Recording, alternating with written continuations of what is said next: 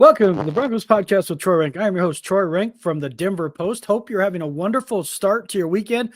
Let's get the obvious out of the way. Stay warm. We are about to have about 90 hours straight, it sounds like, beginning Friday mid-afternoon through maybe even Monday of temperatures below freezing. So doesn't look like these temperatures are fit for man or beast. So be careful out there. A lot of you still getting in some time at the slopes. Time at some sledding, whatever it may be. Be careful out there. That's number one. Maybe it's fitting. It's cold. It's bitter.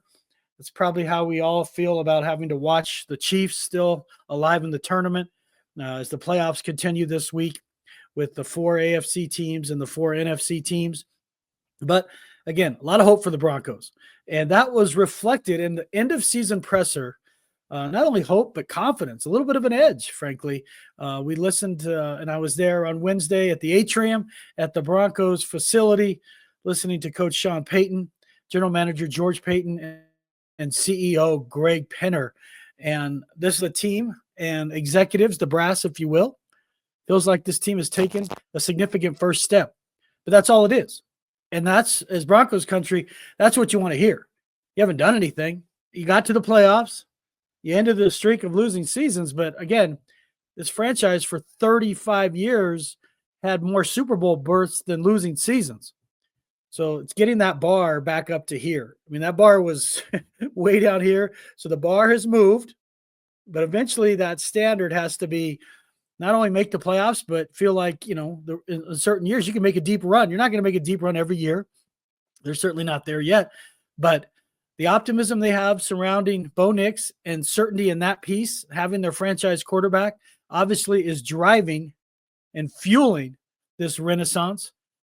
The idea that with some changes, some tweaks on the roster, they're going to improve and certainly have a little more cap space to do that after taking that $53 million hit on Russell Wilson. But interesting press conferences, a lot of edge. What was that edge about? Where did that come from? I want to get to that first and look at kind of what the top brass was saying and what that should mean to you, Broncos country. Again, stay warm out there, stay safe, and don't get too bitter watching some of these teams in the AFC play, because I think next year the Broncos, believe next year the Broncos will be playing in this weekend. And when you're in the Final Four of the AFC, of the NFC, you are a Super Bowl contender then. And I think I believe the Broncos will be playing on this weekend a year from today. Comes with an asterisk. It won't happen without some adjustments offensively and adding some weapons. But I believe they will be playing on this weekend a year from today. We're going to get to all that. And where'd that edge come from? Who was it directed at? We'll get to that after the break. If you've been injured in a car wreck or hurt at work, what are you waiting for? Give my friends at Hoggett Injury Law a call. Their motto with us, it's personal. That's because it is. Listen, I've known Darby Hoggett for years. I told you guys, he traveled to Buffalo for the game. He watches the games with a fine-tooth comb, always giving me recommendations on stuff to write, stuff he sees. He is fantastic. I've become his good friends. Many of his clients have become his good friend. You don't even have to pay Darby up front. If your case goes as planned, Darby will be the one writing checks to you. So again, if you've been injured in a car wreck or hurt at work, give Darby's team a call. That number, 1-833-HOGGATT. That's 1-833-HOGGET, or visit the website at hoggettlaw.com. BetOnline continues to be the world's most trusted betting platform and your number one source for online betting. From the earliest odds to in-game live betting, BetOnline provides you with all the action and the ability to watch games as they happen. They have the largest selection of odds on everything from football, the NBA, college hoops, NHL, UFC. Head to BetOnline today, and don't forget to use the promo code BELIEVE, B-L-E-A-V, that's B-L-E-A-V, for your welcome bonus on your first deposit. BetOnline, the game starts here. To apologize in advance. For some reason, I've got this dry cough. I usually don't have stuff like this, but last few days, been a little bit of a fight with this dry cough, and if I'm not using some type of cough drop or something, it can get dry pretty quickly. So I apologize in advance if I cough a few times. You're going to have to bear with me. So let's talk about the edge they showed. In that press conference, very clear that the Broncos, if they're going to take the next step, they have their sights set on the Chiefs. And it started with Sean Payton.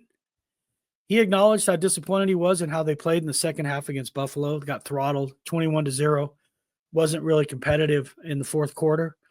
But part of the reason he was so disappointed was because of the fact he felt like they had a really good chance to beat the Chiefs the following weekend. I can see where his confidence comes from. Not the 38-0 game against the Chiefs backup dancers. That doesn't really fold into this.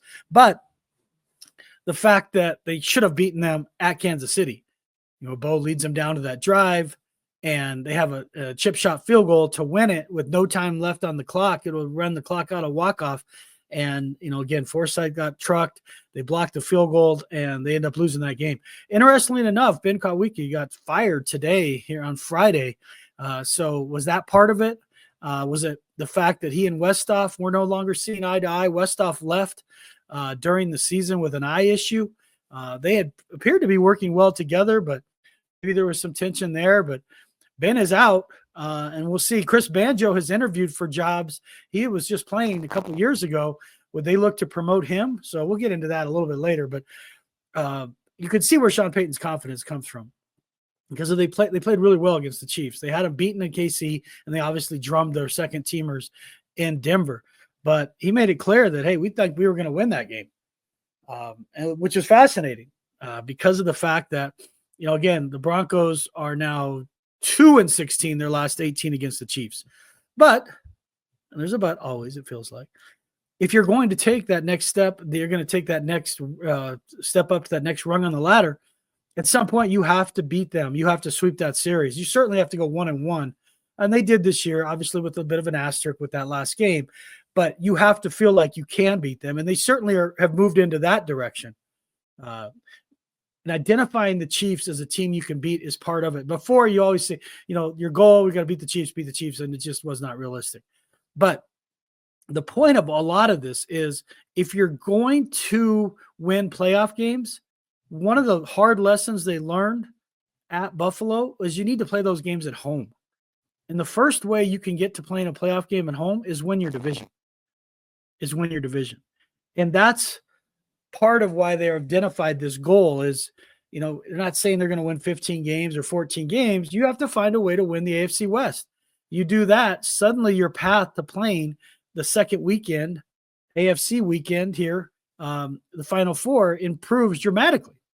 But Greg Pinner talked about it as well, this idea that, we got to center on the Chiefs and how we match up with the Chiefs. And I'll play that soundbite a little bit later as well. But I wanted to get that out of the way because Broncos country, I think you should want to hear that your brass, your coach, your GM, your owner have basically not called them out, but in some ways called out the Chiefs like, hey, we're coming for you. And maybe that ends up looking foolish, but you want that confidence. And that's coming from Payton. Trust me, that confidence is coming from Payton. He feels like they've moved closer and they've closed the gap. So that's number one. Why have they closed the gap, folks? Why did they go 10-8 this year when expectations were 5 wins? Well, it's pretty easy to see. For the first time going into an offseason in essentially 10 years, there's certainty at quarterback. They have their guy. Bo Nix, it wasn't just statistically. I get pushback when I say I think Bo Nix can make them a Super Bowl contender next year. And that it comes with the qualifier that will not happen without the addition of a pass-catching tight end, a true number one running back, if not a bell cow, but certainly a guy who's a clear starter at running back, and another receiver. 2 of those 3 are musts. 2 of the 3 are a must. So you probably, in order, would say that it would be tight end, running back, tight end, depending on how you look at their offense. But if those happen, and you look at the season Bo Nix had, where he essentially had the same statistics as Josh Allen over the last 14 games of the year, of course they have a chance. Of course they have a chance to get into the Final Four of the AFC. Because it feels like then you have a chance to win your division.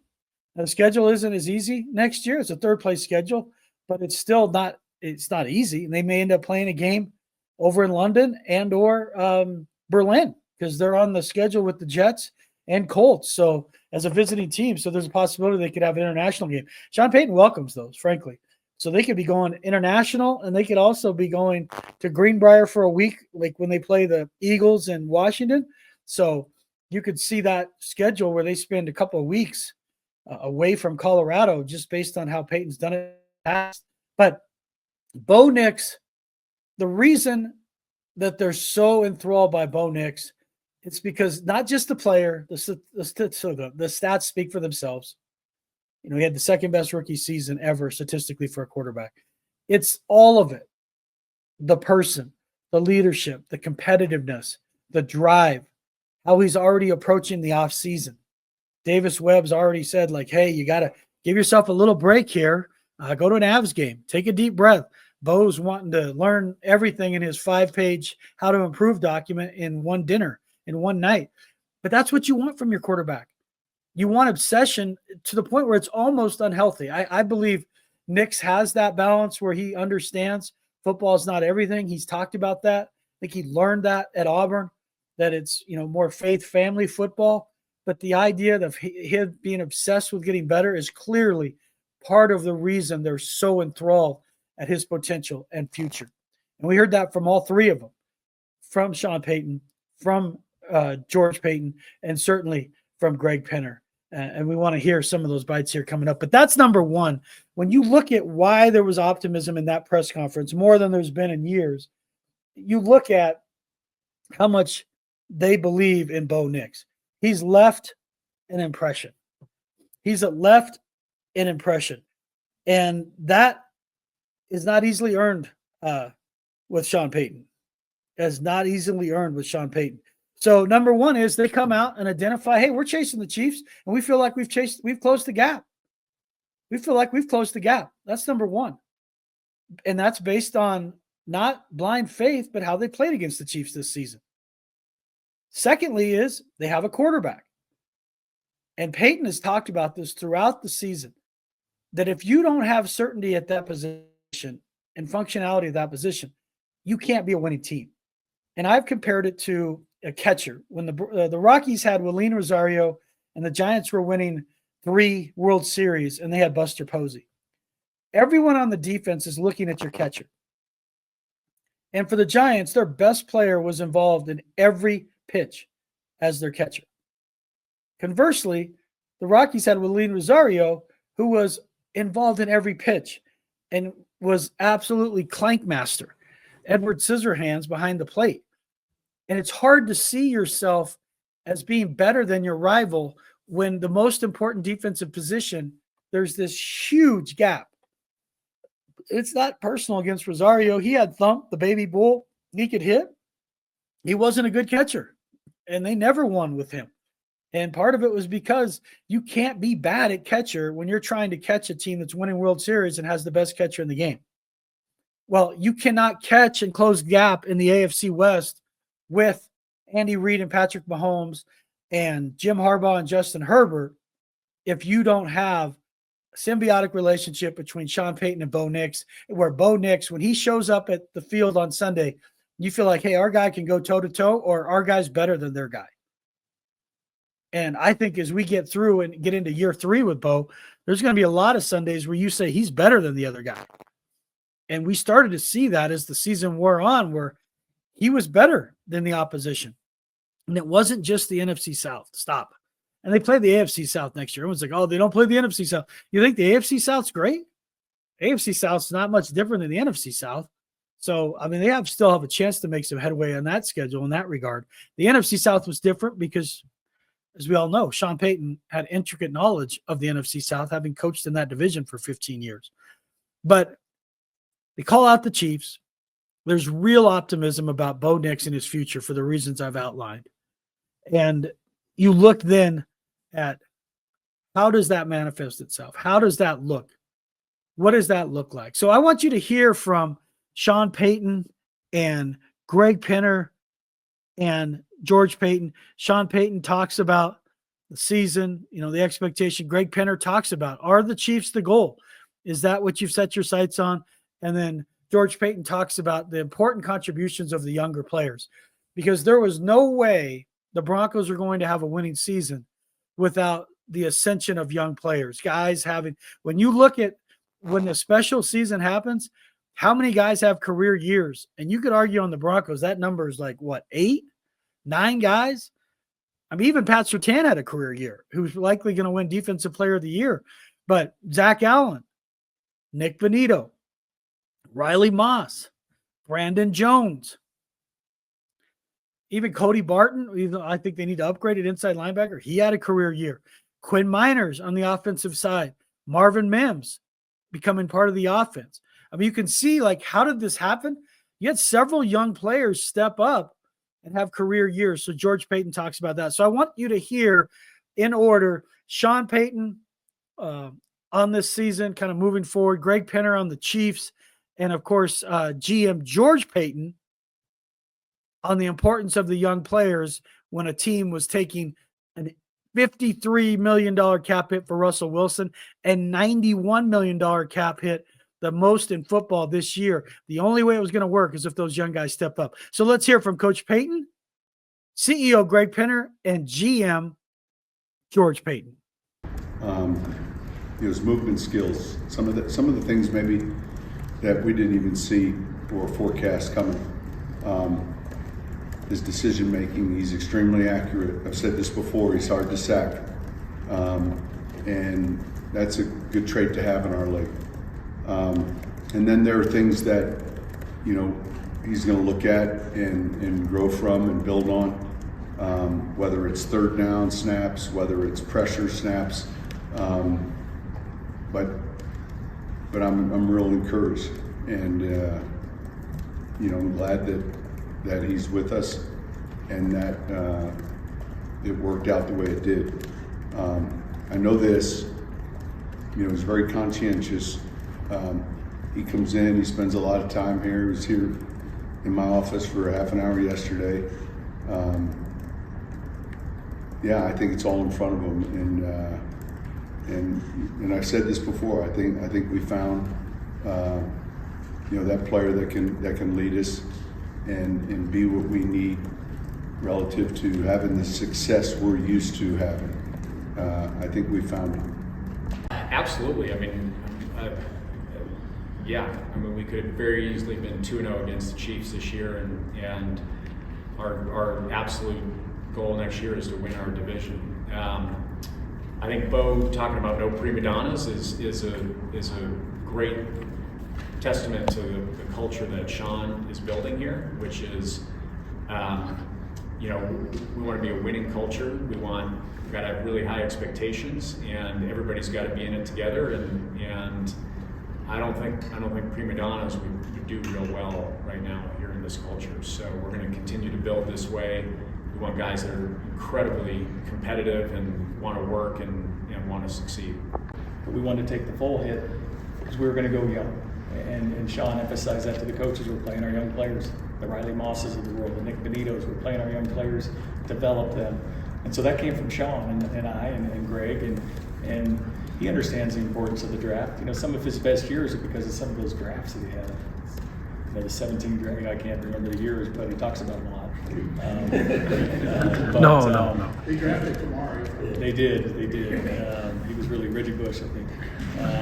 So anyway, no, Sean understands the importance of draft develop. We did it this year, but if there's a vet out there that we like and can help our football team, we'll certainly be interested. Welcome back to the Broncos pod. Hope that gives you a little bit of insight on what they were thinking. And there was a nice blend of disappointment, anger, and confidence in that Wednesday presser. Usually there's almost this sense of hopelessness these last 8 years of, if we do these 18 things, we've got a shot. And one of them is we don't have a quarterback, so we really don't have a shot. It was different. It was a vibe that was completely different, that we got our guy. He's all in. He's going to get better. We have a plan. We're not going to go over, and Sean Payton would not engage in that and go over what some of the improvements would be. He would not get into what he's identified as the greatest needs on the roster. Typically, if Payton follows suit, folks, you will hear that more specifically at the NFL Combine. That is in the end of February. I will be there all week covering that. But that is where you'll hear him kind of talk more specifically about needs, about free agency. It was brought up about Nick Bonitto. Would they like to get him a new deal? Obviously they would, but they're a long way from that. But I think that's part of one of their offseason priorities is to getting him a deal as they did Jonathan Cooper during the season. But Benito would be more expensive as a true kind of edge rusher, guy who can throw out 15, 16 sacks. That's got a little more value than the $15 million annual that Cooper got. So keep an eye on that. But Payton did not talk about specific needs. I think we all know them. I mean, it's not a surprise that it's, again, tight end, running back. They need a second receiver, in my opinion. We'll see if that's through the draft or free agency. I think they need to upgrade or bring in competition at inside linebacker and maybe even safety with PJ Locke. I mean, those are positions that I would keep an eye on, folks, as you're watching the Broncos off season. Tight end, running back, second receiver, inside linebacker, and safety. In some cases, you're not even looking for a replacement. Maybe it's just increased competition. So don't think, well, 5 positions. It may be 3 that you get new starters and 2 where you bring in better players that push those players and they end up playing some. Doesn't mean you're going to overturn, have 5, 6 new starters. That's not what I'm saying. I do expect a minimum of 3 new starters on this team, and they need to come on the offensive side. But that blend of confidence, that blend of arrogance, it comes from knowing you got a quarterback, knowing that this team has a chemistry, a buy-in. And they did talk about, and I know, folks, you roll your eyes a little bit about this, the type of players they're looking for. These guys that love football, love to compete, tough, strong, disciplined, smart. They need to be a little smarter, frankly. A Sean Payton team shouldn't be getting as penalized as much as they are. That I know really wrangles him. The fact that they still weren't able to decrease their penalties, and a lot of it he talks about. You can't have repeat penalties. You're going to have mistakes. You're going to have penalties, but they got to clean that up. They have to be a more disciplined football team as you try to take that next step. But they want smart, tough players who love football. And part of it was an interesting point, and Greg Penner made it too in his presser. A couple of years ago when Penner fired Nathaniel Hackett, it was very clear about a myriad of issues. Hackett was not on the same page as the training staff and the strength and conditioning staff. And that's from changing practices constantly, changing practice time, changing practice format. And so you have guys who are doing one thing in their rehab, gearing to something, and then you bring them to practice and ask them to do something that perhaps they're not ready to do. So when those things are not in sync, you see, like the Broncos that last year in 2022, they literally led all professional sports in hamstring injuries. I mean, it was comically bad. But between Greg Dulcich and KJ Hamler, you go down the list, even Cortland Sutton at the end of that year, it was embarrassing. Greg Penner thought the same thing. This guy that trains almost like a professional athlete. He's a triathlete. He's a guy who climbs, like it's hard to find a mountain he hasn't climbed in his athletic career. So he wanted to understand, why are we not more healthy? And he did studies. He commissioned studies on it.